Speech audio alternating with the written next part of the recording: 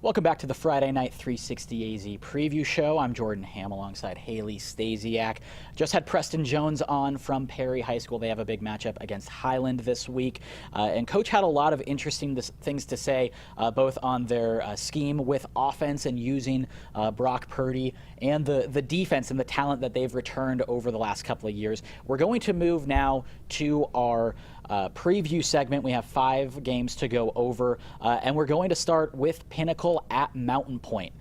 This is a game of 2 different styles. You have Pinnacle, who has that great spread offense. Spencer Rattler, the Hatton brothers, a very experienced offensive line, going against one of the better defenses in the entire state.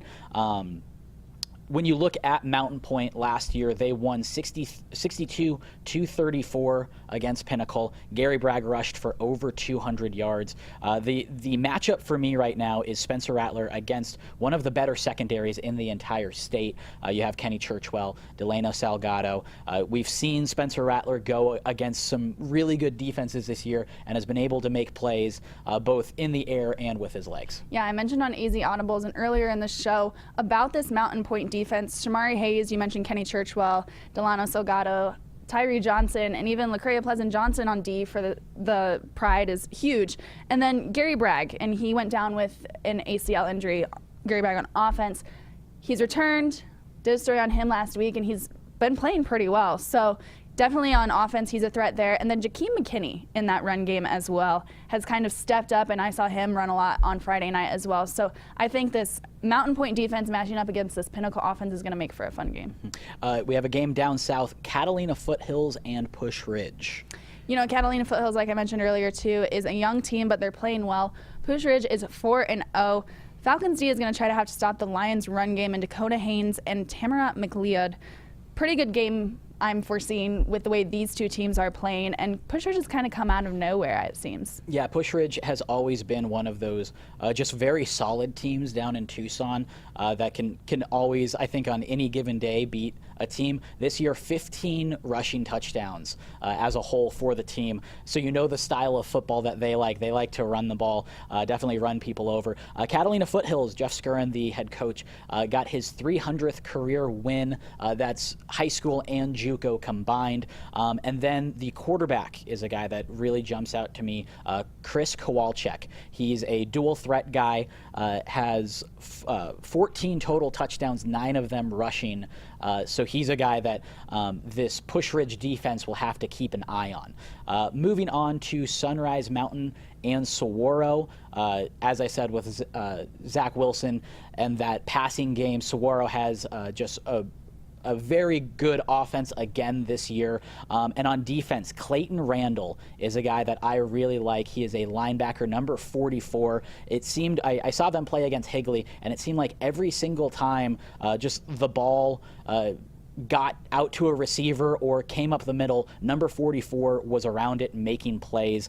And then on the other side, you have Keegan Freed, the multi-talented quarterback. He's a dual threat guy, also quite the piano player if you want to check out Eric Sorensen's feature on him. But this is a prove-it game for Sunrise Mountain.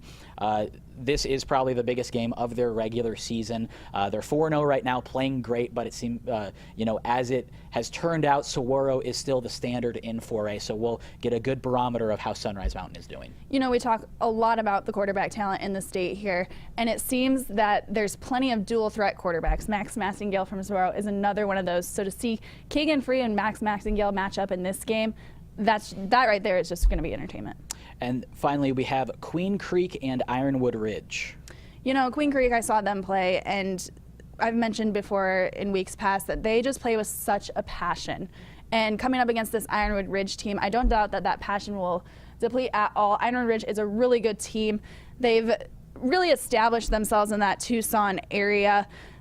They've got Nick Brawler, who's almost at 700 rushing yards for the Nighthawks, like I mentioned earlier, too. And they're coming off a big game against Canyon del Oro. So kind of riding the ship there and figuring things out.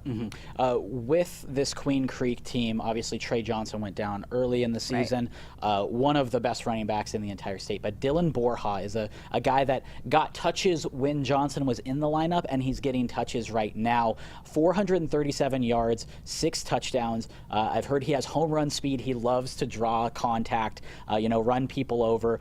And this is against an Ironwood Ridge defense that gave up over 200 yards to Elijah Carey last week. So they'll certainly want to shore things up with the run defense. But like you said, with Nick Brawler, a couple of really good running backs going head-to-head. And then this defense for Ironwood Ridge, 7 interceptions by 6 different players this year. So plenty of ball hawks there in the secondary for Ironwood Ridge as well.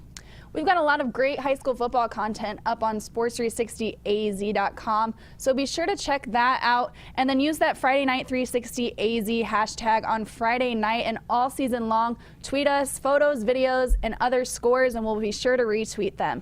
Thanks so much for joining us, and we'll see you here next week.